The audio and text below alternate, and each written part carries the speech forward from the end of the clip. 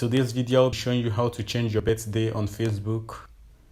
If you made a mistake when registering your birthday, this tutorial video will show you how to change your birthday.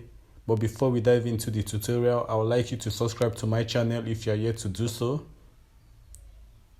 So guys, let's quickly dive into the topic of today, which is how to change your birthday. For you to change your birthday on Facebook, you need to go to your Facebook profile. Once you are logged in, you click on the gear button down here, which is these three lines. You see your Facebook name at the top left. You click on it to see your profile. As you can see, I'm currently on my Facebook profile. For me to change my birthday on Facebook, I'll need to edit my profile by clicking the edit profile, which is this pencil icon. You scroll down. You click on, you see details. You scroll down. You click on edit your about info. So as you can see, you can change so many things from your about info, like your work, your education, so many things. But what we are about to change is our birthday. You scroll down to see your birthday. Okay, as you can see, this is my birthday.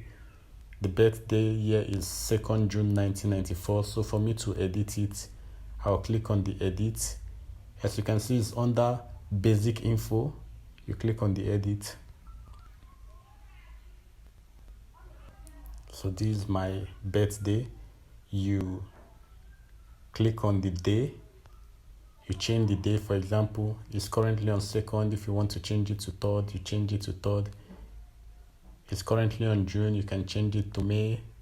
Then you can change the year. Then after inputting it, you scroll down. Then you click on save, and your Facebook birthday will be changed automatically. I don't want to click on save because I don't want to change mine. Mine is currently correct. But if you finish editing yours, you can click on save for it to be updated in your Facebook profile. So guys, that's it on how to change your birthday on Facebook. I believe the tutorial is helpful. If it is, kindly give me a thumbs up by liking the video. And if you have any question, please drop on the comment section.